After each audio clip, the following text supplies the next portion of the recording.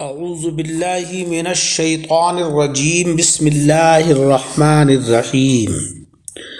سامعین اکرام، جناب رسول اللہ صلی اللہ علیہ وسلم نے ارشاد فرمایا، کیا میں تمہیں وہ عمل نہ بتلاؤں کہ جس کا درجہ نماز، روزے اور صدقے سے بھی زیادہ ہے؟ لوگوں نے کہا، کیوں نہیں یا رسول اللہ، ضرور بتلائیے ایسا عمل۔ تو آپ علیہ الصلاۃ والسلام نے فرمایا، آپس میں مصالحت کرنا اور آپس میں فساد پیدا کرنا تو نیکیوں کو تباہ اور برباد کر دیتا ہے۔ حدیث مبارک میں نماز، روزے اور صدقے سے نفلی نمازیں، نفلی روزے اور نفلی صدقات مراد ہیں۔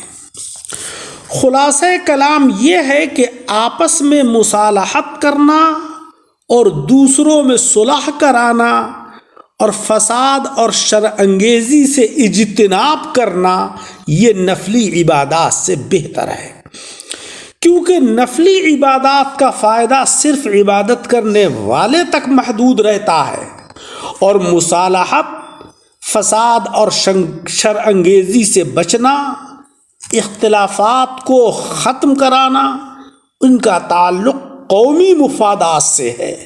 بہت سارے لوگوں کو اس کا فائدہ پہنچے گا۔ حضرت سعدی رحمۃ اللہ علیہ نے تو یہاں تک فرمایا کہ دروغ مصلحت آمیز بہ از راستی فتنہ انگیز، ایسا جھوٹ کہ جس کی ایک مصلحت ہو، جس سے کہ ایک فائدہ مقصود ہو، وہ اس سچائی سے بہتر ہے کہ جس سے کہ فتنہ پھیل رہا ہو۔ حضور علیہ الصلاۃ والسلام نے فرمایا کہ جو میری امت میں بگاڑ کے وقت میری سنت کو مضبوطی سے تھامے رہے گا، اس کے لیے ایک شہید کا ثواب ہے۔ عزیزوں، اس پرفتن دور میں آقا علیہ الصلاۃ والسلام کی سنن اور آپ کی تعلیمات ہی ہمارے لیے مصائب و آلام سے نجات کا ذریعہ ہے۔ قرآن عظیم میں ہے، لقد کان لکم فی رسول اللہ اسوۃ حسنہ۔ حضور کا ارشاد عالی ہے کہ بے شک اللہ نرمی کرنے والا ہے اور سارے کاموں میں نرمی کو وہ پسند کرتا ہے، یعنی کسی بھی معاملے میں تشدد اور سخت مزاجی اللہ رب العزت کو پسند نہیں ہے۔ حضور علیہ الصلاۃ والسلام نے بارگاہ الہی میں دعا فرمائی ہے کہ اے اللہ، جو آدمی میری امت سے نرمی کا برتاؤ کرے تو بھی اس پر نرمی فرما، اور جو آدمی میری امت سے سختی کا برتاؤ کرے ان پر تو بھی سختی فرما۔ پیارے آقا کو اپنی امت کا کس قدر خیال ہے۔ فرماتے ہیں کہ جس شخص نے کوئی چیز ذخیرہ کی تاکہ مسلمانوں کے لیے وہ چیز مہنگی ہو جائے تو وہ شخص گناہ گار ہے۔